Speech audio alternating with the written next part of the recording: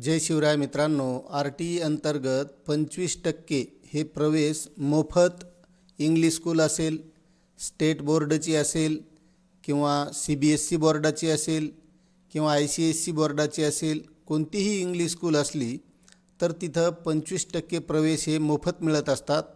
आणि त्याबद्दलची जी काही प्रवेश प्रक्रिया आहे त्याबद्दलचा शासन निर्णय आलेला आहे। असे 2 शासन निर्णय आले आहेत, मात्र त्यापैकी एक फी संदर्भात आहे आणि दुसरा प्रवेश प्रक्रिया संदर्भात आहे। तर तो प्रवेश प्रक्रिया संदर्भातला जो काही शासन निर्णय आहे तो मोठा आहे, त्यामुळे तो आपण पुढील व्हिडिओमध्ये बघणार आहोत। मात्र जे आपण 25% प्रवेश मोफत मिळवतो त्यासाठी शासन आपल्या विद्यार्थ्यांना जी फी लागत असते त्याबद्दल फी ठरवण्याचा एक शासन निर्णय आलेला आहे। मग नेमकी ही फी शासनाकडून या इंग्लिश स्कूलला किती मिळत असते हे सुद्धा आपल्याला माहीत असणं गरजेचं आहे आणि तो शासन निर्णय आपण या व्हिडिओच्या माध्यमातून बघणार आहोत। आणि प्रवेश प्रक्रियेचा जो आहे तर तो आपण पुढील व्हिडिओमध्ये बघणार आहोत। तर मित्रांनो, RTE अंतर्गत 25% अंतर्गत शाळांमध्ये प्रवेश स्तरावर राखीव जागावर प्रवेश देण्यात आलेल्या विद्यार्थ्यांच्या शैक्षणिक खर्च शुल्क प्रतिपूर्तीचा दर ठरविण्याबाबत असा हा 12 फेब्रुवारी 2026 रोजी शासन निर्णय आलेला आहे।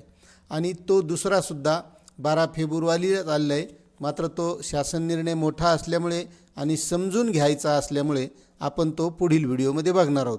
त्यामुळे तुम्ही जर आपलं चॅनल सबस्क्राईब केलं नसेल तर सबस्क्राईब करून घ्या।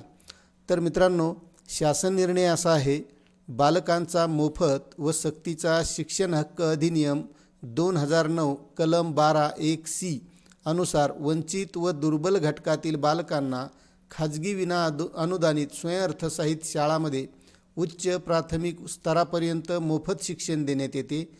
त्यानुसार शैक्षणिक वर्ष 2025-26 करिता शैक्षणिक शुल्क प्रतिपूर्तीचा दर 17,670 प्रति विद्यार्थी करण्यास सदर शासन निर्णयान्वये मान्यता देण्यात येत आहे। शैक्षणिक शुल्काची प्रतिपूर्ती करताना शासन परिपत्रक 21/8/2019 नुसार खालील बाबींची पडताळणी करावी लागेल।